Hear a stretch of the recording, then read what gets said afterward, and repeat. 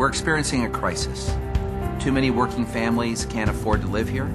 The vacancy rate in our apartments is the tightest in the nation. We're seeing record numbers of foreclosures. The housing market, that is the home ownership market, has stalled. Prices are going up. Incomes, wages of working families have remained flat, stagnant, or actually in some cases have declined. And so there's this big mismatch between the needs of people and what the market is providing.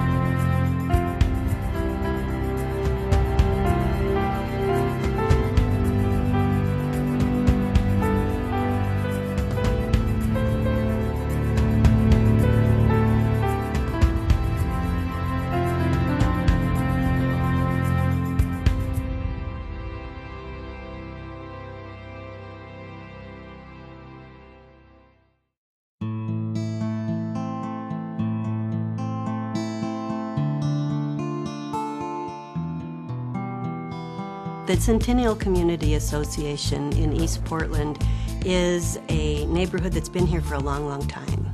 And it's a big neighborhood. This is a formerly unincorporated part of Multnomah County. And Gresham came this way, and Portland came that way, and gobbled up these people who were very happy to be unincorporated. We've got unpaved roads everywhere. So we have children trying to walk to school with no sidewalks, avoiding the potholes as cars are splashing through them, coming home in the wintertime with no streetlights. So the people said enough. Lentz, Rockwood, Centennial are places we've historically underinvested.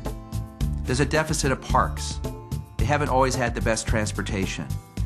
And historically, we haven't had the range of housing choices. A family of four making $25,000 to about $42,000 simply cannot afford the dream of home ownership without groups like Habitat for Humanity.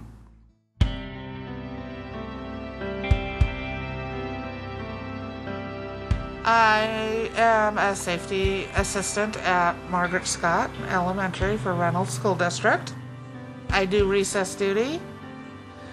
I've been there for 5+ years now. We've been in this apartment for 11 years. My daughter is disabled, and she's in a wheelchair, and we have stairs to go in and out.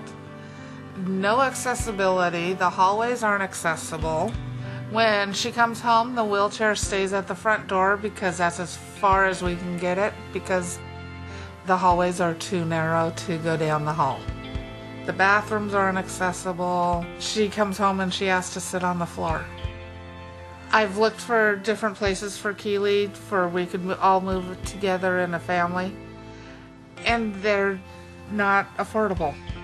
When we walk into our Habitat home, it's gonna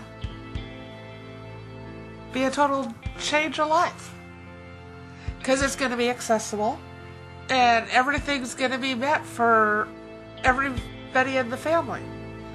For everybody to have their own room and do what they want, it's thrilling.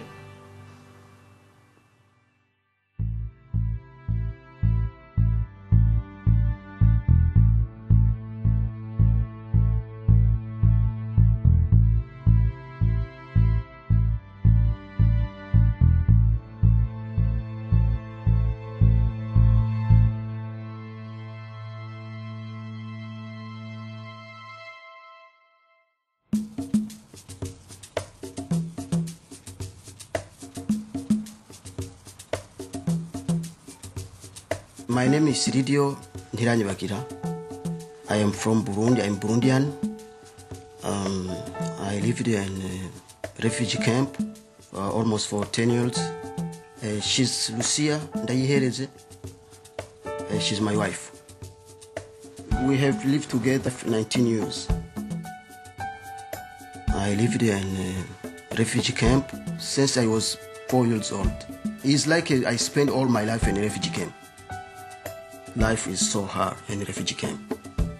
You have to stay in compound of the refugee camp for all time. When you want to go outside, you must have the permission from the government. Small home. Small home means one room for the whole family. You see my family, we are 6 people. I can say it's home. I can say that. To live in an apartment for 2 bedrooms is not good. But when I got a house, I think it will be enough. No more moving, no more change the school for my children. I think it will be a good thing for them too. Thanks for all team helped me to be qualified in that program.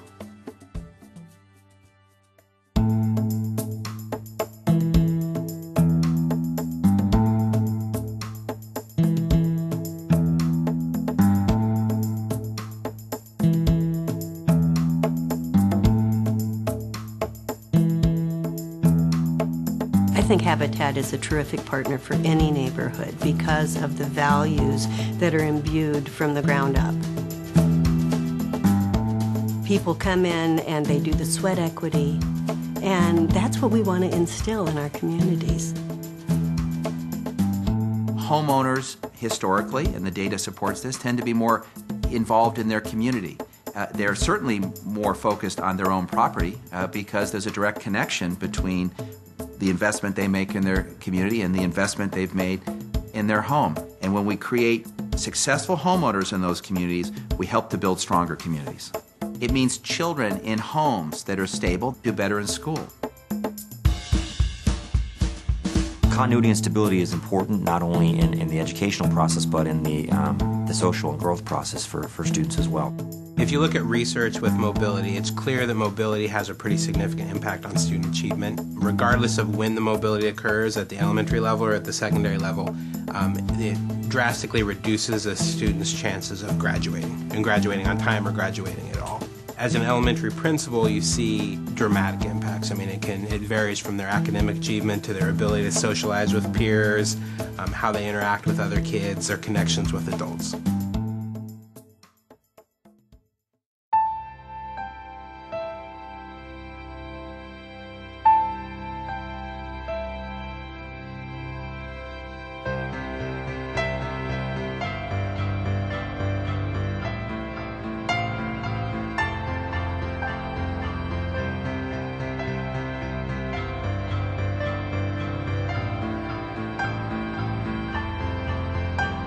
When you have opportunities to enhance home ownership in transitional neighborhoods, they become stronger. If they have a home that they know is theirs that they can come home to, especially if they own it, they can take pride in it, they can stake a claim and have this transition that happens when they've arrived and have a place to live that's their very own.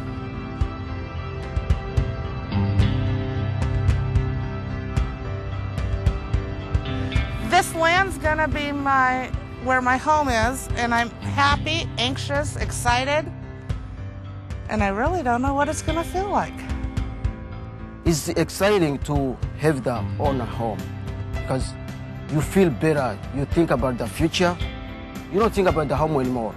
When you got your home owner, you feel better. You think about your family, your children. When people have adequate shelter that's stable, then that frees them up to be able to think beyond that. What I love about Habitat is not only the sort of mechanism for getting people into homes, but all of the steps that go into making sure people are successful homeowners. We do not do a service to people if we put them in homes they cannot afford or they cannot maintain. So we judge success in terms of getting people into homes and then maintaining their homes. And that's where Habitat has been enormously successful. Thank you, Habitat, for giving me a hand up and for being able to change the future for my family.